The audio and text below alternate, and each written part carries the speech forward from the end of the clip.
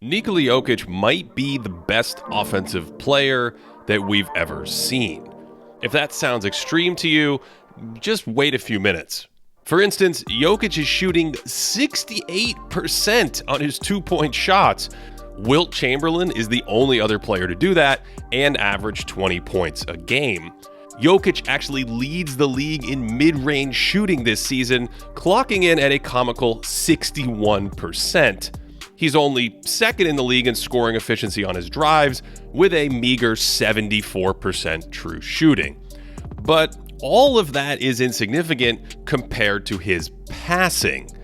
When Jokic emerged as an upper echelon offensive player a few years ago, the question on everyone's mind was whether he was the best big man passer of all time. But we no longer need the big man part of that sentence. Turn on any single Jokic game, and you're likely to see multiple passes that most players in the world can't make. Now, it's hard to rank individual passes, but I'll try to do it to make this point. These passes are all from the same game against Memphis recently. I think this one is his 10th best pass in this game, looking to the right to momentarily confuse a defender and create more space for a streaking teammate. Here's number 9, an inverted pick and roll with a small guard, flowing from a dribble to hit the roll man for a layup. Good point guards who aren't great passers will miss an opening like this on an empty side of the court, but we're still just warming up. My number 8 pass of this game springs Jokic on a cut, where he leaves it for Aaron Gordon, who meets the wall of Jaren Jackson only to score on the putback. And watch what Jokic does to Gordon's defender. He's sealing him off nicely, but Jokic hangs in the air and mimics throwing a two-handed pass to the corner, only to let the ball go and drop it off to Gordon. Since we're starting to have fun, number 7 is some more puppeteering, looking straight ahead so this defender is worried about that roll pass we just saw, only to whip it to the corner instead. This kind of look away, while intending to hit a corner shooter, is reserved for some of the best passers in the sport, although Jokic's accuracy was a touch off on that one, so number 6 is just a better version of that pass, whipping a curveball to the side pocket, and the ball is almost all the way to the receiver before Brandon Clark even reacts, which unlocks the show and go and turns it into an easy dunk. Number 5 would be one of the best passes of the year for most NBA players, a 40-foot blended dribble bounce pass into a window that basically looked covered. My goodness. Number 4 is an even tighter cover, and this filthy arrow out of his side quiver, and Ja Morant is all over this Bruce Brown cut, and it doesn't even matter because of Jokic's Luke Skywalker accuracy, and man, Brown can get up. His third best pass of the game was even more accurate, spinning baseline to force a double and sidearming it so this defender nor this defender can get to it, and that gets Gordon free throws. And watch Jokic change the angle of his arm so Clark can't deflect it, while also throwing it to where only Gordon could catch it. Nonsense. His second best pass to me, remember, this is all from one game, is the old drive left, turn and hit the cutter when the double team comes, with the over-the-head no-look bullet that's right on the money. And what's number 1, you ask? Oh, look at that pass! Look at this! What a play! What did we just see there? I'll tell you what we saw. The man hiked it through his legs without looking and placed it so perfectly that Brown didn't even break stride. One thing we actually didn't see in that game was a great touch pass, where Jokic barely possesses the ball before pinging it along to a teammate, because he has the spidey sense to read the future and the peripheral vision to spot the smallest shifts on the floor, then pass before anyone knew what happened. All of these gifts can create the impossible, a one-handed missile through 3 defenders that requires pinpoint accuracy, speed, and audacity, and it all started before he caught the ball when a teammate found a microscopic pocket in the defense so Jokic could add to his greatest hits.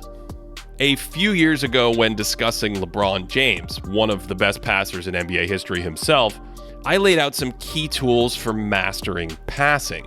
Things like speed of delivery, anticipation, and manipulation. Magic Johnson had all of these gifts in spades. So did Larry Bird, where it felt like he could see the future at times. But Jokic is right there too. He knows where everyone is, thinks a step ahead, and has the height and dexterity to deliver the ball. Perhaps the most underappreciated part of his playmaking is the way he alters his delivery angles to bend passes around defenders. We've seen him take the dribble and blend it into a sidearm wraparound, and he uses his height like a cheat code, just feathering it over taller defenders in ways most players couldn't even dream of.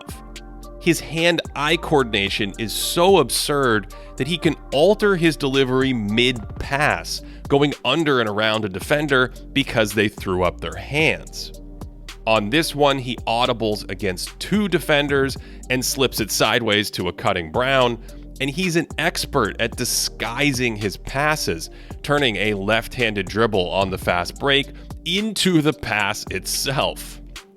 Joker's favorite sleight of hand is probably the shot pass, where he goes through the shooting motion so defenders get ready to rebound, only to pass it off to a teammate. This pairs naturally with his height because he can freeze defenders while creating a passing angle over the top. Perhaps the quintessential Jokic pass is the simplest. He just hits cutters when it doesn't seem like they're open. Off of this miss, Brown's defender is running stride for stride with him, but Jokic sees a layup and throws it anyway. This isn't just about these horizontal windows either, but the vertical ones too.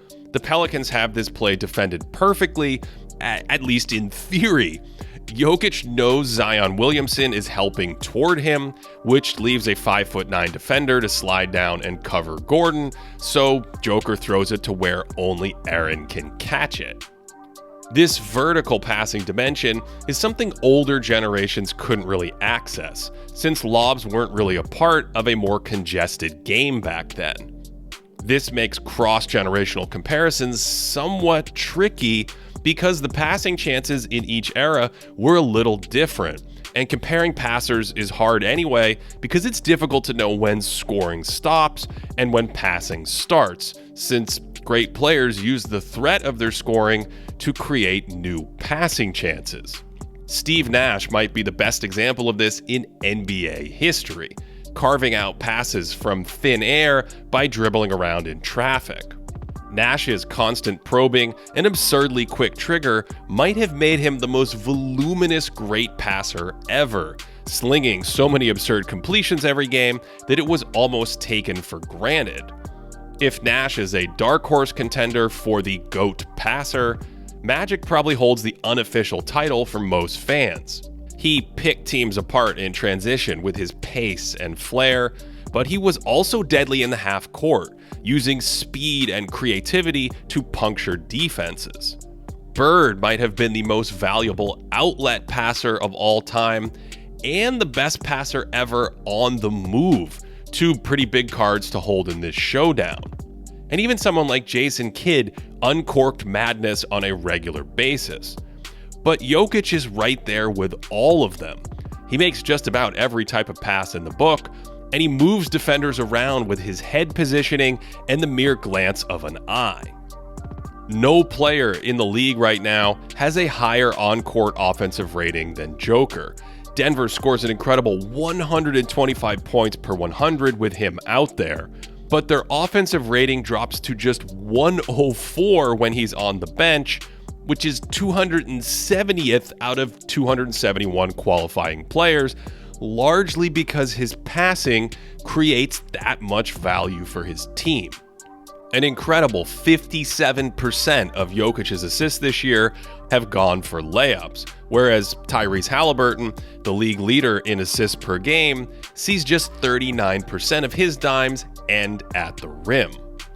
Oh, and one more thing. Jokic's passes in this video are from this season only, a mere 27 games of basketball. That's all it takes for him to generate a highlight reel that can compete with just about anyone to ever lace them up. So, yeah, his passing makes him one of the best offensive players I've ever seen. I don't know if he's definitively better than Magic or Nash or any of the other GOAT contenders, but I do know that he should be one of the first names included in that conversation because Nikola Jokic might just be the best passer that the sport has ever seen.